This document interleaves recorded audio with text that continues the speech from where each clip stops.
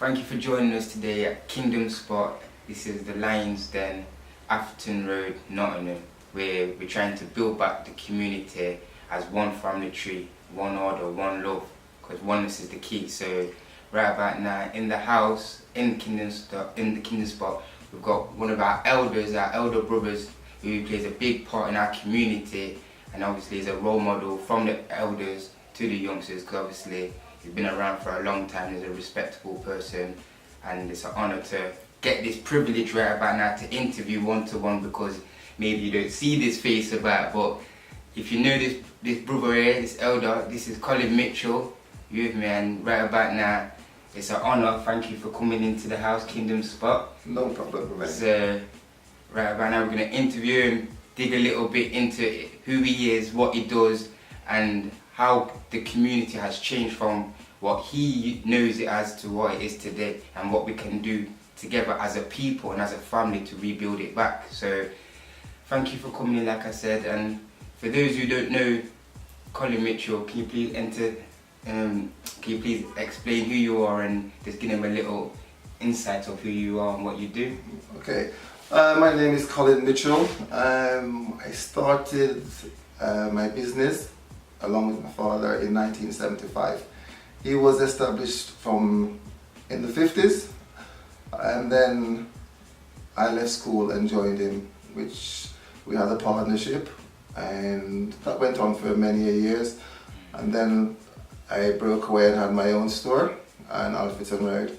I used to be at 175 Alfreton Road. I'm now at 185 Alfreton Road. Moved to larger premises. Yeah. So me growing up as a young child, coming from Nottingham, coming from your local area myself, Radford, I've seen you growing up, knowing about Colin Mitchell from my grandma to my mum to obviously coming to explore the roads myself and going into your shop. So you play a vital part in the community. Would you say you've seen a lot of people grow up? A lot of changes, a lot of people I've seen grow up from little toddlers to adulthood. The community has changed, the community spirit has changed an awful lot compared to my days. So then, how would you think, or how would you say it has changed from how it was growing up as you as a young lad, a young boy in Nottingham, then to like now? The community was a lot more, there was more bonding. There was no zones where you say you can't go here or you're not going to be welcomed in this area. Everybody enjoyed each other's company. We'd go to the park, play football, have a little sound system playing on the side. You know, everybody would congregate and have their car stereo turned up full volume. Well, like on the forest? On the forest, on the forest, or even down the meadows. Yeah. So there was no boundaries of saying, you know, you can't do this or you can't do that. Unity. It was unity. Everybody respected each other. Of course, we had little fist fights and everything, but that was about it. People make up the next day. People make up the next day and we move on. Nowadays, it's a totally different atmosphere out there. Yeah. So then, what would you say, like, coming from those days there where it was more peace, love and unity, what would you say, what made that peace, love and unity at that time? Manners played a vital role in community spirit. Yeah. If you don't have manners or you don't use, because everyone has manners, but they don't use it out there, they don't put it out there. You know, we need to get back to basic roots and people, basic roots, you know, where people really took pride in each other. You wouldn't say something to somebody if you know that would hurt yourself. So people live differently. You know? Treat those that you want to be treated. That's right. You know, nowadays it's just dog eat dog. You know. Yeah, and also wouldn't you say that from the elders, your elders, then, like, i.e. your parents and the parents, like the elders what came from Jamaica, there was more culture, so that's what brought that manners and discipline then. Yeah, because Jamaica is a place where discipline is at the utmost front, because you're in Jamaica, if you do something wrong and another adult spot you doing something wrong, even whistling, you know, you get a clip on the ear or whatever, and you can't go back home and say this person hit me or this person. you'll get another one. Mommy, Miss Jane hit Yeah, me. What do you he mean? hit you for a reason, you know. Your parents ain't gonna find out what the reason is. Yeah. They're gonna clip you back first because they know you've done something wrong. Yeah. You know, and kids respected that, and they know how to grow up with manners and respect. That was just like natural and standard. It was natural. It was standard. It was standard. People used to obviously, in that sense, parent people's kids, even if it's not their kids. It was more like a unity village. Yes, that's right. And it wasn't like say it was confined to the village. It was the whole country, and like, they brought that over here in the beginning. I think the second generation had a good dose of that, but the third generation coming up and the fourth generation coming up, they don't do that. I think what's happened is government has taken a lot of responsibility out of the hands of parents. Yes. You know, some parents abuse it. Don't get me wrong. Some parents abuse it and go too far. And I think government has stepped in too much and take all the responsibility away from the parent. So it's the kids nowadays, they don't have no respect because they don't get disciplined at home. Unruly. They become unruly and they know they can get away with anything. They go to school, the teachers can't touch them. You know, I was at school, I got caned many a times. You know, it was standard. You put your foot out of line and you got caned in front of the whole class. You put your hand out there when you take your 3 hits or whatever. So you know not to do it again. You know not to do it again. And it wasn't so much the pain of being caned. It was the embarrassment that made you step back and say, you know, I ain't doing that again. You know. So then, like you're saying, then the discipline and the order, what the parents was allowed to give us then, because like you said, the government has stepped in. Do you say that the parents should take back control of their children then, or just allow the government to obviously dictate what they can and can't do? No, the parents should take back responsibility to a certain extent. Yes, sir. A certain extent, because I would say that some of the beatings that we had, nowadays our parents would be in jail. I heard about the elders say, if you ever get beat how we get, you would know about it. And lots of our parents would be in jail because some of the beatings were severe. Too far, you know, so you have to have a control. You know, it's to discipline a child or to smack a child, but without marking the child or without leaving any physical marks on, you know, to show what's happened. But you know, this naughty step business, I don't think that's working too tough. And I don't think parents use it too much anyway. Or even sometimes, what do you think, even sitting down and reasoning with the youths, like one-to-one, to get why they're doing that and try to show them how not to do that, and talking one-to-one, because a lot of the children may not have parents even interacting with them. That is true, because families break up so easy nowadays. It's you know, you get so much one parent family that's in the neighborhood, and I think a child needs a father figure. Yes, sir. You know, they need a father figure. We can't always be there because of circumstances, but children growing up needs a father figure. The mother can't do it on their own. You know, they need that balance. And that's, back in the day growing up, you never heard about divorce or families splitting up. Very few. Your grandparents would and if they do split up, they try to bond back together. You know? You know, but nowadays the urgency is to break away and move away and split families up. Get a new partner and move on. You know, back in the day it wasn't so. You know, so that doesn't help the family tree to actually grow as a unity. So then, also as the family is not growing as a unity, would you say that, like you said, back in the day when the elders came from Jamaica, they brought certain aspects of what was vital to them in Jamaica to England, i.e., like he says, the culture of discipline and the manners and respect, but also even financial economics, like he says, you come from your elders doing partners and things like that. That's right. When the elders came from Jamaica, because maybe there was a few of them, they had to work together as a black family. They had to pull together because there was no one in their corner. You know, they had the skinheads, the mods, whatever. You know, they always used to take advantage or try to take advantage of the black man walking in the streets. We got to a stage where there was running battles, especially on Woodborough Road, between black and white. A black man wouldn't walk on his own down Woodborough Road. Yeah. He would walk. See, we don't even know about them times. Yeah, they would walk in groups of 2 or more. And the white person would not even dream of touching them because they know that the black man always used to walk with his knife because he's expecting trouble. So they got used to that and left them alone. And many of battles. I mean, my father was involved in quite a few. You know. Well then, because like as people got older, things start to die down in the sense of some people continue like the partners. Well, the partners are still going. But they're not as strong in the black community how they was back in the day. No. I think because those days black people wasn't so independent. You know, we had to rely on each other. They've all gone out now and they've got their own jobs and they've got their own homes and they feel they're in their comfort zone. But really and truly, we don't really have anything as black community. There's nothing there for us.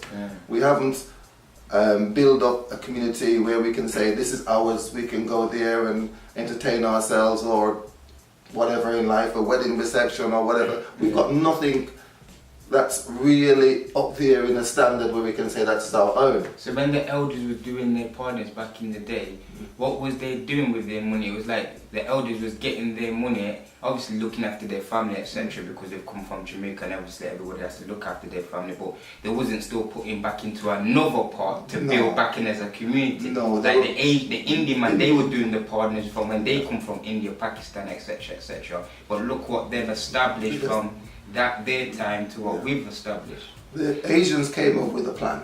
We came over with a 5-year plan. And that was the problem from the beginning.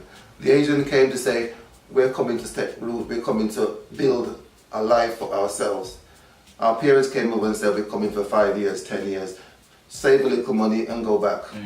Then they starting families and realized this 5 years become 10, whatever. We never really built for the future long term.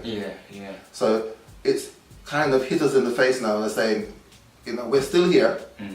We haven't done anything because our parents, the seeds that they grow for themselves, they put it in their own pockets or bringing their family over here to spend the 5 years or whatever and go back.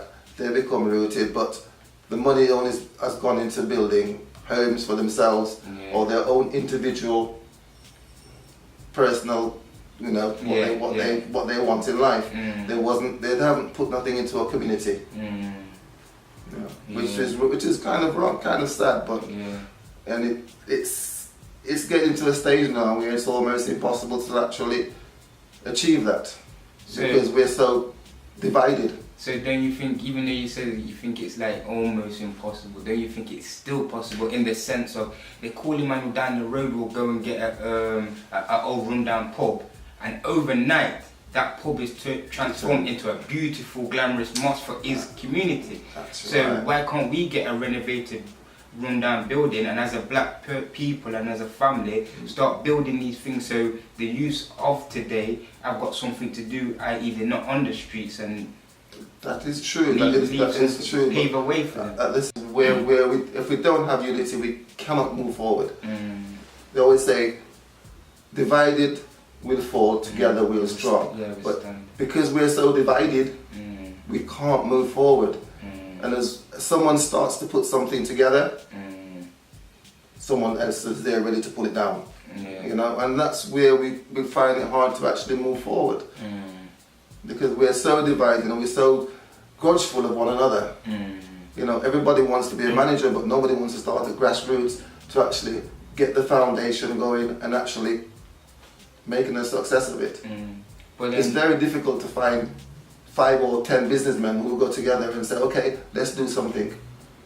If we know, and not personally yourself, but there's other elders, because like you've got elders what are like psychology, the criminology, and people where they look at why black youths or black communities or black families are broken, deprived, etc., etc. But if we're just identifying the problems and not rectifying, fixing the problems, then we're always going to have these problems. but we've got a lot of successful black elders and obviously youngsters, maybe soon to be successful, or they're inspired to do certain good things with their self in life, where with the backing and support from the elders, each one should be able to help one, and we should be able to rise as a people, because there is no support. The youngsters need to support the elders, and the elders need to support the youngsters. That is true. I mean, I wouldn't have gotten where I've gotten today if I didn't have the support of my parents, which put me onto a strong foundation for me to build on. But there's not enough families doing that, or enough parents actually doing that for their children. Yeah. The intention was, you leave school, you find a job and help yourself.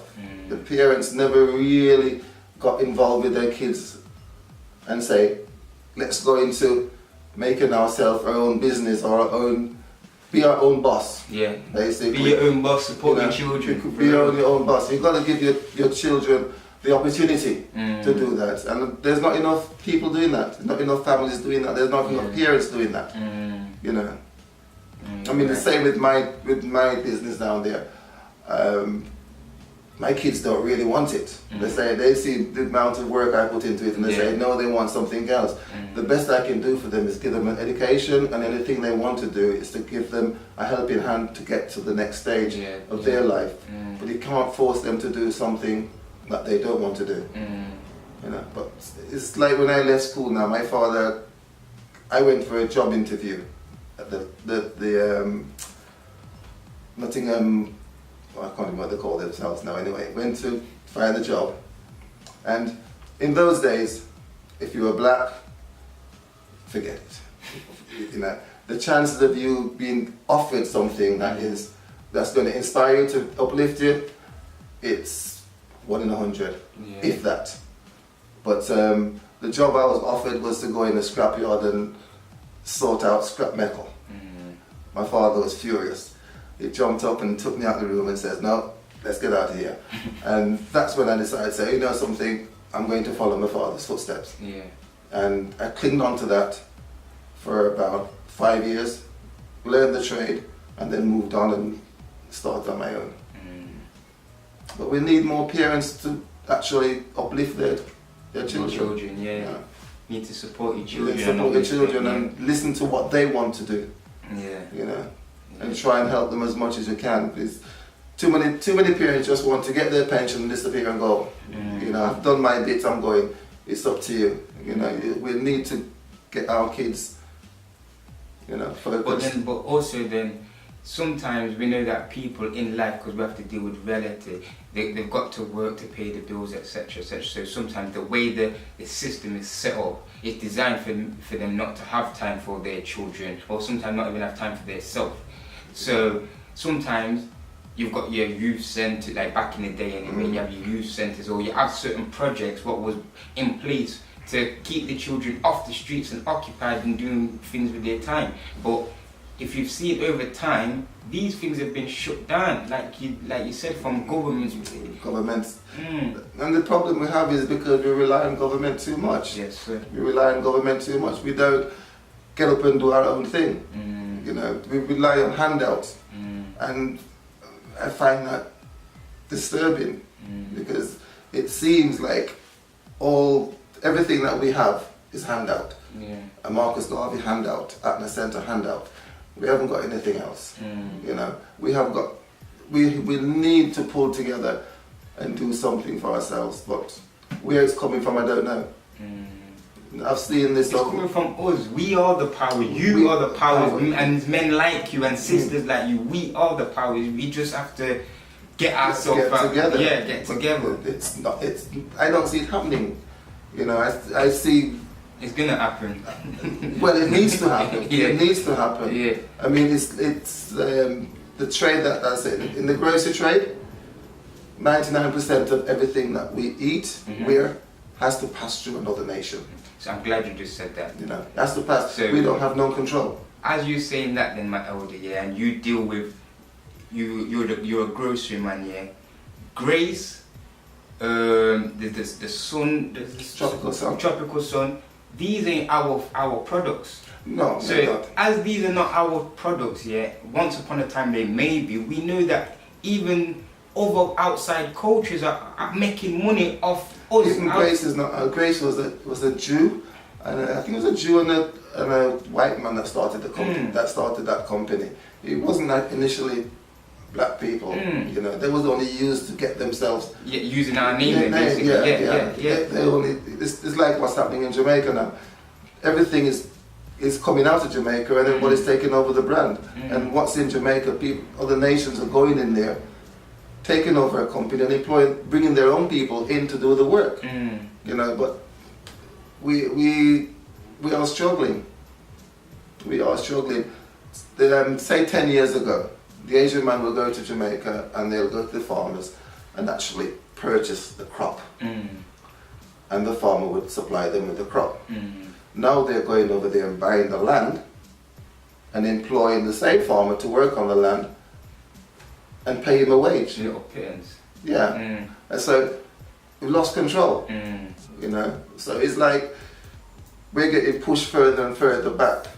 I was having an argument and a debate here the other day with one of my friends here. He's from Jamaica, and no matter how you big up Jamaica, you have to push Jamaica in the sense of Jamaica's so small but it's so powerful. It's a powerful country. You know, powerful. It's what it's called, God blessed country. So as a God blessed country, a God favoured country, should I say, we have everything there on that small island. But there was a saying, what we used to have, we run things don't run we. But at the moment, we never run things. Yeah. But we're not running nothing. You with me? I agree with you 100%. So as we're not running nothing here, we should be running things. We should be running things. But like you says, we're not, because you have the people in power is obviously the governments. None of the governments are black powered people. No. You with me? For us, by us.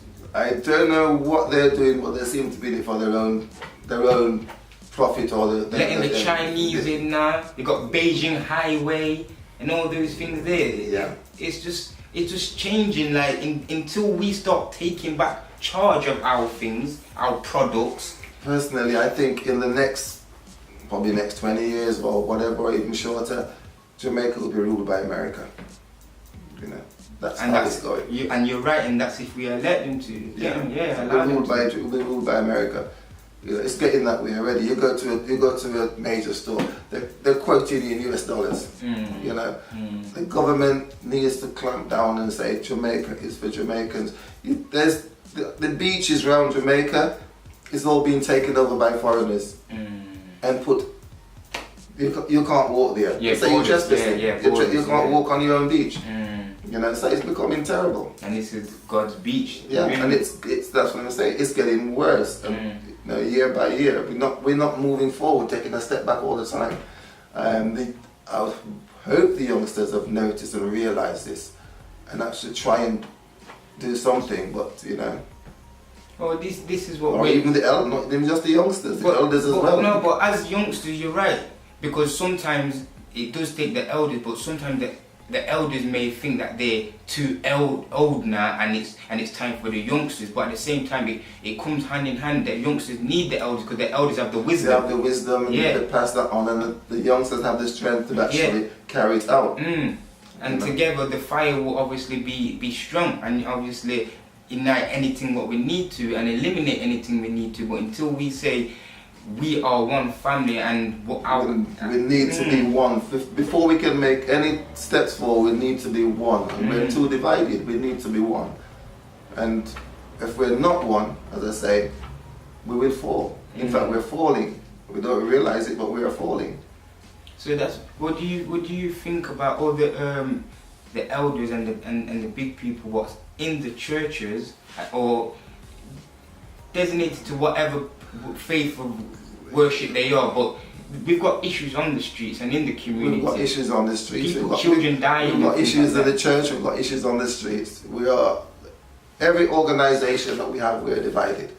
We have so many little splinter church. We don't have one very church where we walk down and recognise and say, that's a church.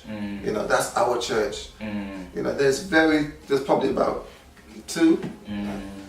There's nothing there that we can say, put our hand up and walk proud and says, that's our church. I'm going to get married there because that church here, looks the part, and I feel comfortable with the surroundings. Mm. You know, we need more togetherness. I would say, yeah, in the aspect what you just said there, if you, because you've got New Generation Church in Baseford, you've got Mount Zion down the road in Bradford, you've got the ones in St. Anne's on Wells Road. If all you got Pastor Wheeler, you got Pastor Beeson, if all these elders, because they're powerful and respectable people in Nottingham and outside, because you got Eve Pitts, what comes from Birmingham, but she's always in Nottingham doing the funerals and the congregation. Right, because she was living in Forest Road. So if all these powerful and respectable elders came together and says, instead of you having your church in Baseford, you having your church down in Mount Zion, you having your church in St. Anne's, we need to get one hub, one building, one place, and stop all these divisions and sort out the problems, what's going on the streets in Baseford, what's going on the streets in Bradford, what's going on the streets in St. Anne's and Meadows, etc, etc. And we start to move like that and unify like that and address these issues and move like the family. If anything's happening, the elders come out. If there's a death in the community, the elders come out. That's what happens in the Asians. Yeah, the Asians do that very well. Yeah, the police can't even touch some of the youth. They're afraid because they're so powerful. You know, I mean, if the Asians decide to stop work, England closed down. You know, right? And that's how it is. And look how they're so disciplined. They can afford, and they got so much discipline and dedication. They close it every Friday just for mosque. Yeah. Just because that's how they do. That's how they do their things. You know? So that's how we need to start moving as a, like it says, as a force, as a giant force. But without unity, we can't do nothing without unity. We've been talking for years about unity. From when I started doing business from 1975, we've been talking about unity, and all we've done is talk about it. We haven't put it out there, and that's it's like you're banging your head against a wall. Because Nottingham's a very important place. It's a very important place. I don't know if you know brother Uncle Binny. He's the one. He's in Birmingham. Does the Pan African with Elder Arnold from Radford Road. Okay. Kwame. Yeah, Kwame. Yeah. They've been doing the Pan African movement for like 40. I think it's 42 years this year. And now it's moved. It used to be based in Atlas Centre. That's where it originally started. But then now it's in Birmingham, where Brother Benny continues it on. But they've been doing this for 42 years, and I think that the ancestors watching us would be very disappointed and devastated to see that it hasn't moved. It hasn't moved. It hasn't moved. It hasn't moved. It's not reaching out to the community. You know, it hasn't reached out to the community. So we don't know. Leroy Wallace, Wolseley Avenue, all those places they were. Leroy Wallace, the elder made Tuntun Housing Association. That's right. He made a difference. Yeah, he made a difference. You know, we need more people like that in the community, but they're few and far between.